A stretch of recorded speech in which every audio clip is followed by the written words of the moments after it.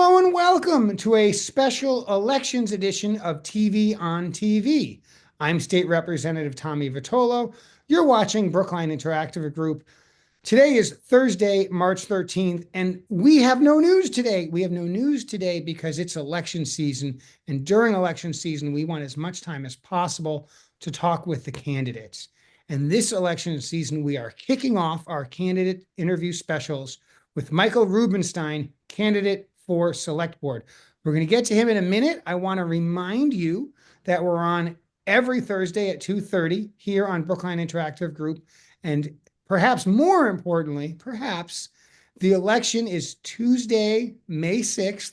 Polls are open 7 a.m. to 8 p.m. And our town election will almost certainly have competitive Select Board, school committee, and library trustee races. Town meeting races are competitive precinct by precinct. Some are, some aren't. Folks still have time to get on the ballot. And so things are still a little unsettled. But what we do know for sure is Michael Rubenstein is on the ballot, and he is our guest today. Michael, thanks for being on the show. Thank you so much, Tommy. It's a pleasure to be here. And, as you know, we're going to chat, and we get started with all of our guests, really, whatever the content of the show, the same way. Michael, what have you been doing your whole life?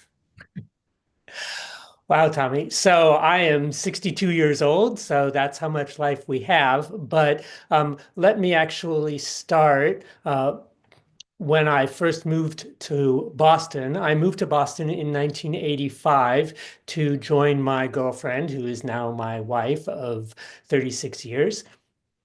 And I ended up founding a software company with my brother. We did scientific software for pharmaceutical and chemical research, and we grew that company over 25 years from just the two of us to having almost 400 people working for us. We were a successful global business, and it was a great run. So we sold the company in 2011, and after a short while in which I had the opportunity to recover from being basically in startup and growth mode for about 25 years, I really took a pivot into public service. I spent a year at Harvard University studying in their Advanced Leadership Initiative program. There were 37 of us from all over the world who were studying leadership in a variety of contexts. And then I made my way into a number of different areas, including education, healthcare, and housing. My education work was to be on a couple of school boards. I was on one for about 9 years, and I'm still on one other, where we were mostly serving students who came from under-resourced environments, and I was doing board work on governance and on facilities, and also on budgets for large schools. The thing that a lot of people know me for is the work that I've done in housing in particular. So I've been a member of Temple Israel of Boston since about 2001. And in 2017, I got involved with the Greater Boston Interfaith Organization through Temple Israel. I was first involved with them as the co-chair of their healthcare campaign. We spent 4 years before the pandemic working on lowering hospital costs and working on lowering prescription drug costs and increasing access to mental health care. We had some wins. We had some things that we worked on that were passed shortly thereafter, but we ended up saving over $1.2 billion in hospital costs working with the Attorney General, and we helped implement a program through the fiscal 20 budget that is now saving Mass Health $100 million a year in prescription drug costs. So we had a fair bit of impact then. In 2021, after the pandemic began, GBIO pivoted to housing, and I got involved with the GBIO projects to help communities implement the MBTA Communities Act. So I got involved with that group here and quickly discovered that in order to be effective in helping Brookline pass compliance with the MBTA Communities Act, I needed to become a member of town meeting. So in 2023, I joined a slate with 4 other candidates in my precinct, Precinct 13, and we swept the ballot for Precinct 13 that year, and I joined town meeting. Since then, we were working on the MBTA Communities Act.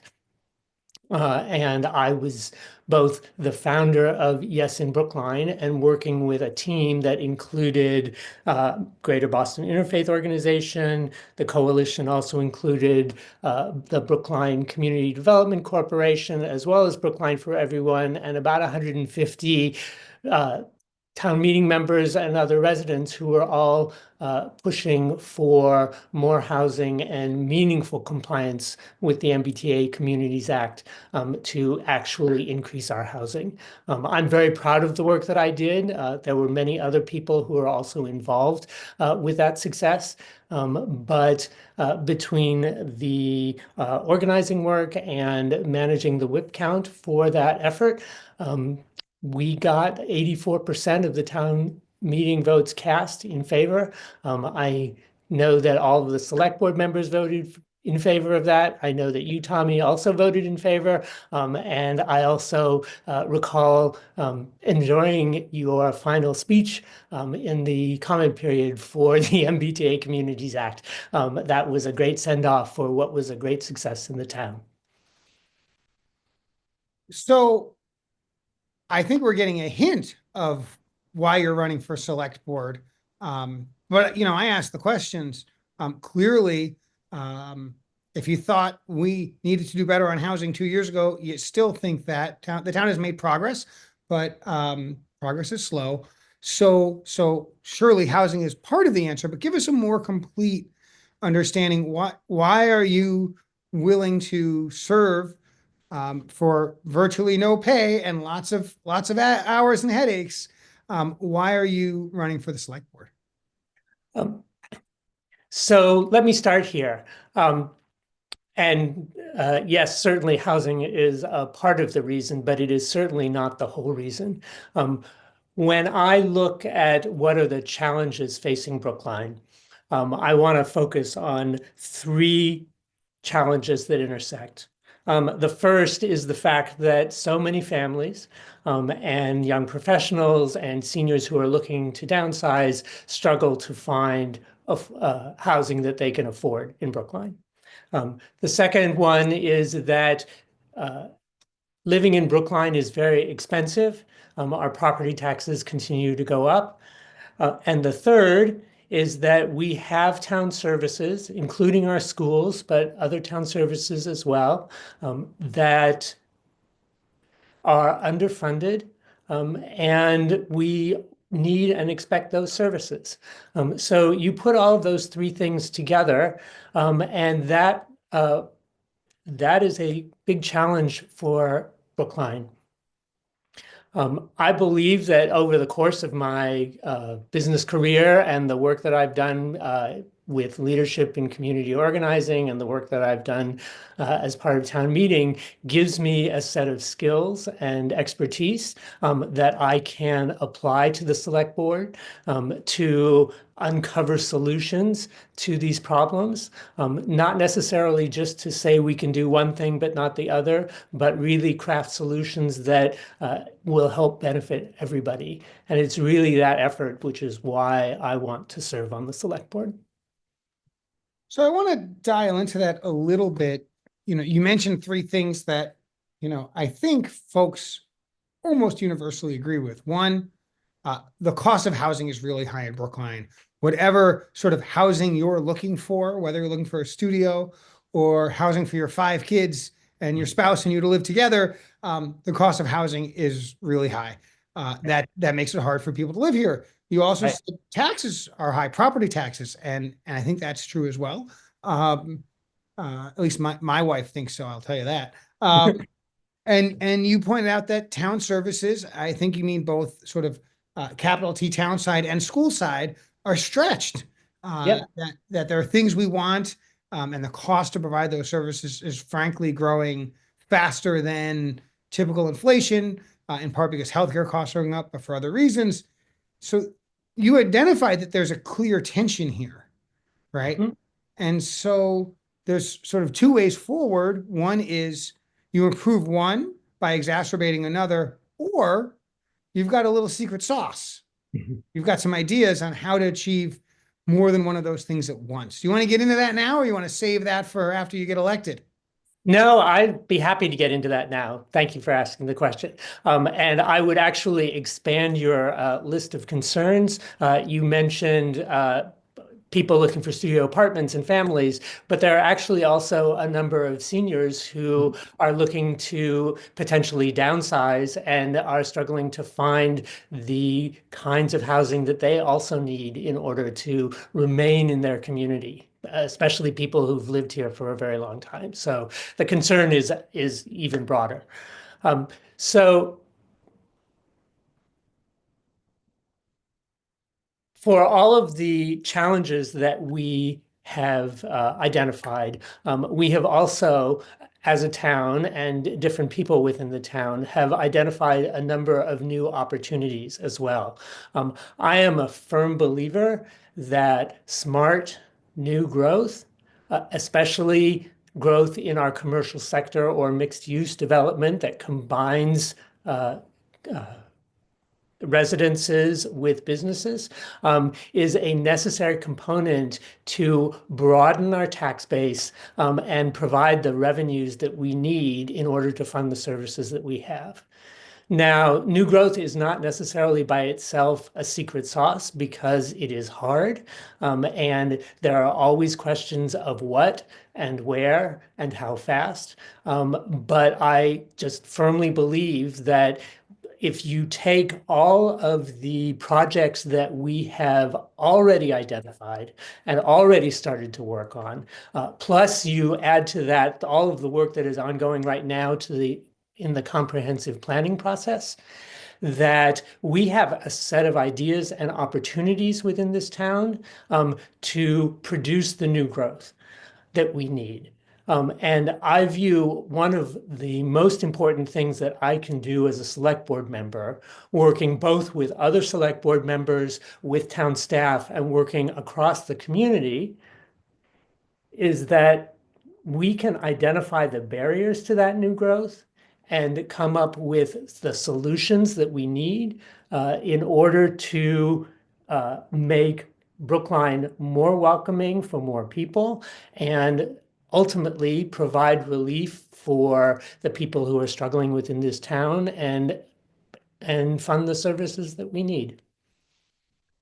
I want to talk a little bit about leadership. You talked about your role as a leader in business for many, many years, very successful. You talked about um, sort of following that period, going to Harvard, and hanging out with some other leaders and doing whatever it is people do on that side of the river. Um, Obviously, being a member of the five-person select board is a different kind of a role.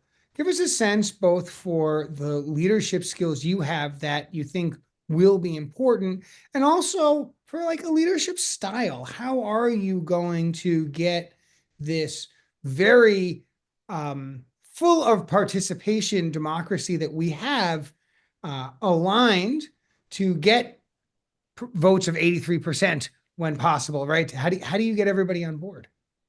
Um, well, first of all, let me say it's not easy and it takes a lot of work.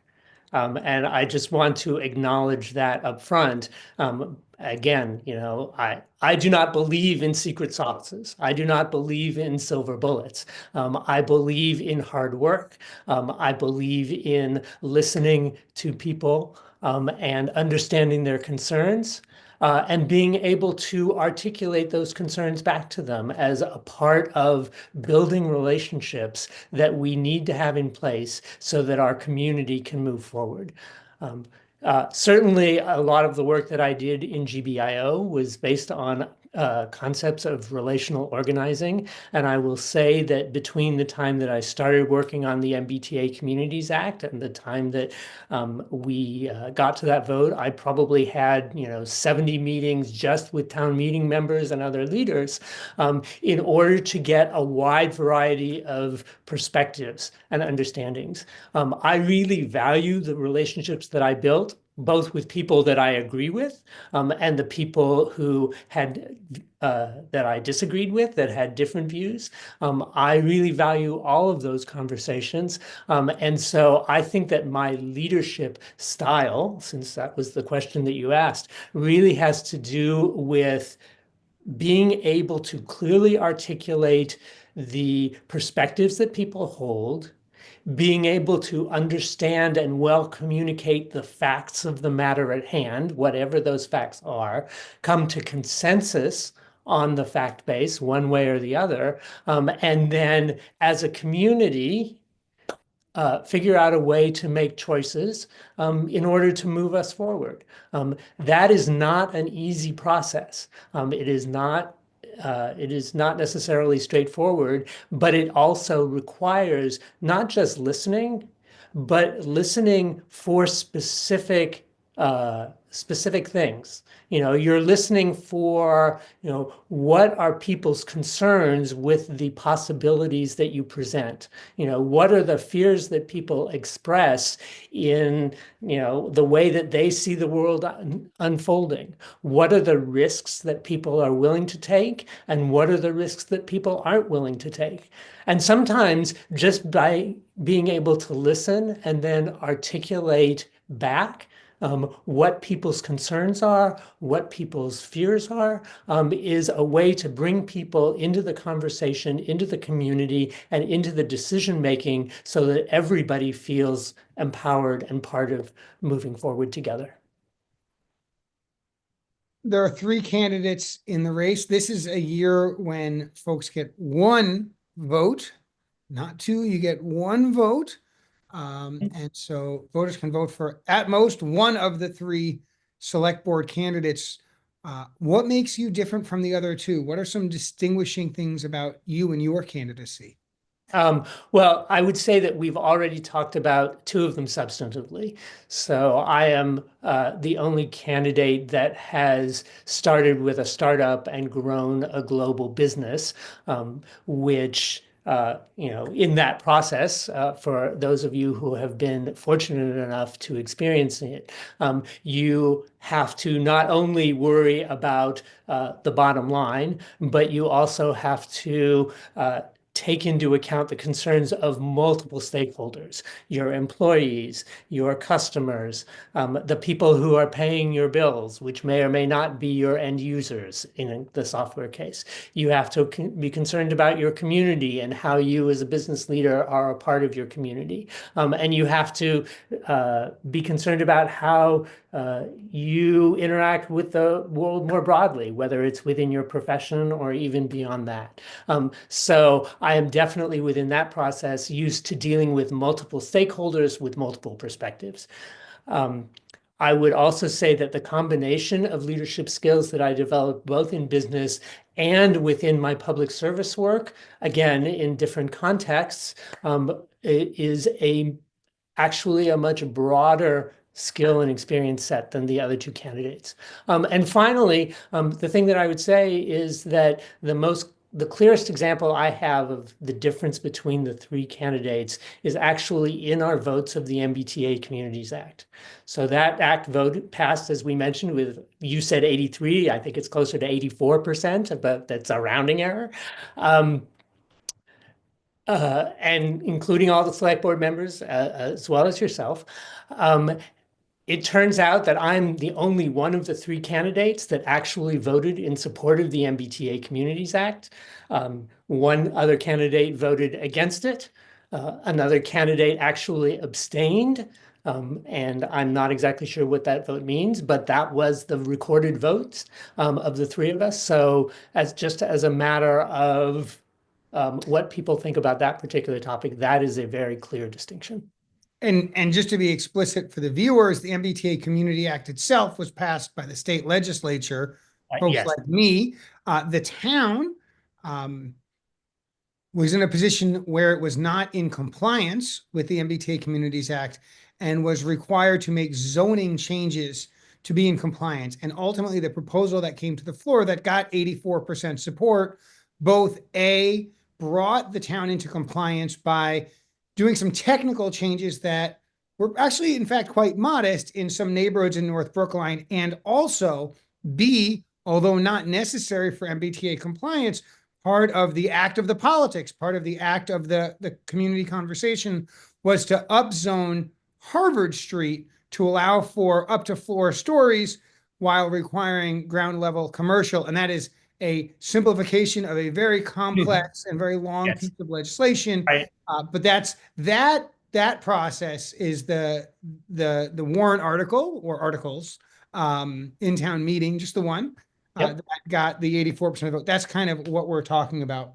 Michael, Yes. we've got about 6 or If, 7 minutes left. Go ahead. if I can add just two particular details to what you just said. One is that that warrant article also included some streamlining of the zoning for the Walnut High project from the Brookline Housing Authority, which is now in the process of planning and delivering more affordable housing and upgrading the current affordable housing. So that was also a really important part of what the town came together on. And the other thing that I would point out is that there are other towns that chose different routes to not comply.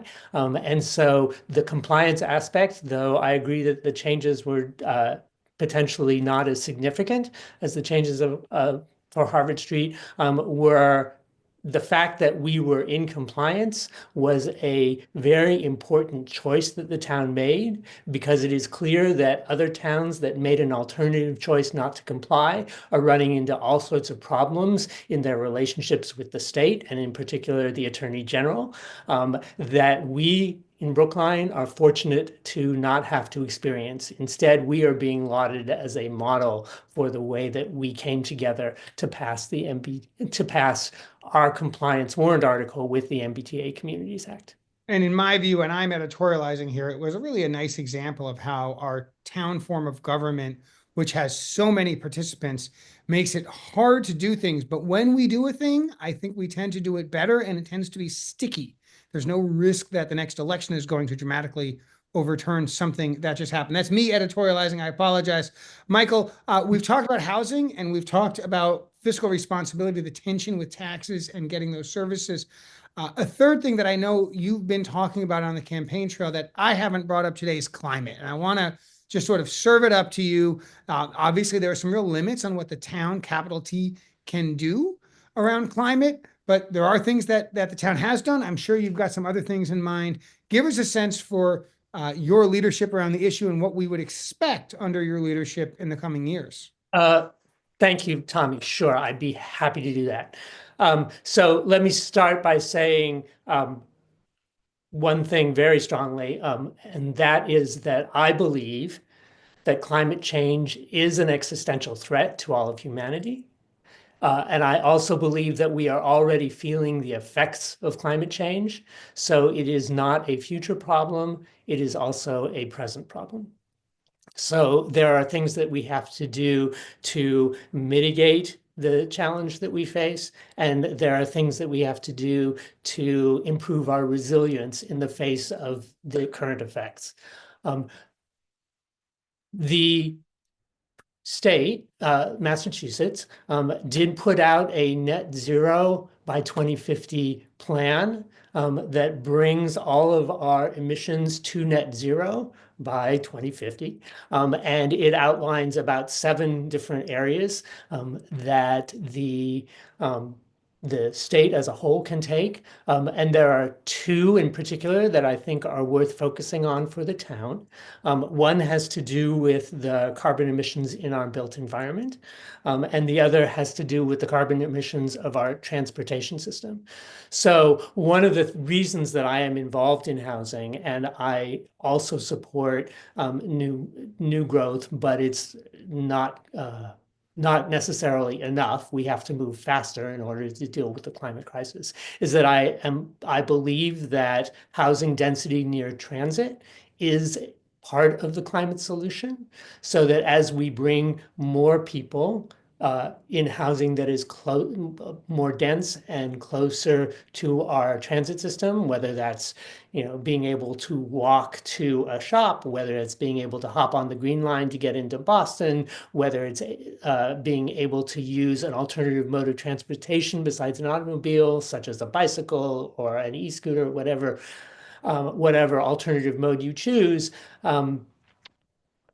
being able to be close enough to the transportation system is an important piece of improving our response to climate change. So that's one thing that I will say. The second thing that I will say, and this is really a bit of a celebration in terms of the things that we've done, most Brookline houses have taken advantage of the 100% clean electricity program that the town has already implemented, which is a great thing. I think that there is still work to be done there to identify the barriers for remaining residents. I think it's low-hanging fruit considering that the town already has this program in place. So that is one opportunity. The other place that I would look, and this is particularly in the work that the Division of Sustainability and Natural Resources is doing, is to identify any of the places where there are barriers to the electrification of our homes or the installation of EV chargers, for example, or other means of decarbonizing our transportation system, and identifying those barriers and whether the solutions to those barriers need to be changes to our bylaws or regulatory or policy or just practice changes, or whether there are things that we can do to communicate different solutions that people can implement and provide cost-effective means for those implementations, whether it's at the town level or at the individual level. I think the select board has a leadership role in providing that communication and also in uncovering those solutions. Michael, we're just about out of time, and so I want to take one more opportunity to remind our viewers the town election is Tuesday, May 6th. If you're not registered to vote, you need to get registered to vote by April 27th. That's right, April 27th, 10 days beforehand. And you can do that. No, April 26th, excuse me. April 26th. You can do that at Town Hall. You can do that in some other places as well. Polls are open on Election Day, Tuesday, May 6th from 7 a.m. until 8 p.m. There are early voting and vote by mail opportunities. I will let you use your favorite search engine to search, Town of Brookline, Town Clerk, elections. I know you can find that on your own. 3 candidates for Select Board. Michael Rubenstein, thank you for coming on the show, and I wish you the best of luck. Thank you so much. And if you are interested in any more information about me or my candidacy, please feel free to go to michaelforbrookline.com. That's Michael, F-O-R, brookline.com. And thank you so much, Tommy, for this opportunity. I really appreciate it. You bet. Folks, you've been watching TV on TV right here on Brookline Interactive Group. We'll see you next week.